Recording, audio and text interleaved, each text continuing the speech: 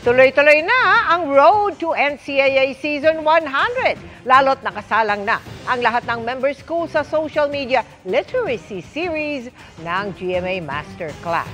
Ang pasilip sa digital dive sessions ng Lyceum Pirates at Benil Blazers sa pagtutok ni Jonathan Andal.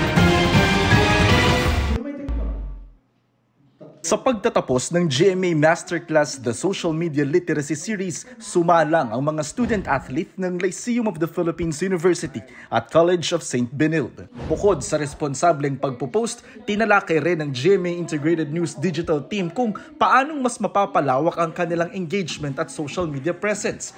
Bilang modern-day student-athletes, maganda raw itong oportunidad para mas maipakilala ang sarili at makapagbahagi ng kanya-kanyang kwento.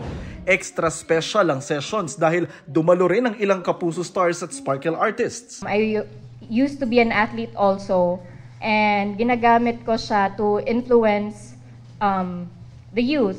Importante talaga to stay authentic and real with who you are. Wala namang sinayang na pagkakataon ng mga student-athlete na nakiisa sa Q&A at iba pang activities. Nalaman namin yung importance of collaborating with NCAA. Malaking bagay talaga siya for promoting our school, ourselves, and yung league.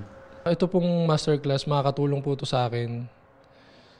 Kasi po, dito po ako makikilala po talaga ng kung ano po ako sa personal, kung ano po yung ginagawa ko sa school, sa bahay, tsaka sa basketball po. Ang matagumpay na social media literacy series ay pagsasanib puwersa ng Kapuso Network at NCAA bilang bahagi ng paghahanda para sa historic Season 100 ng Liga.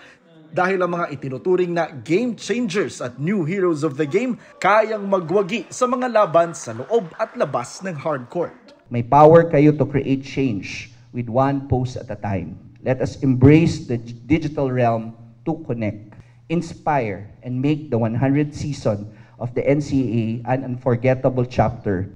Para sa GMA Integrated News, Jonathan Andal, nakatutok 24 oras.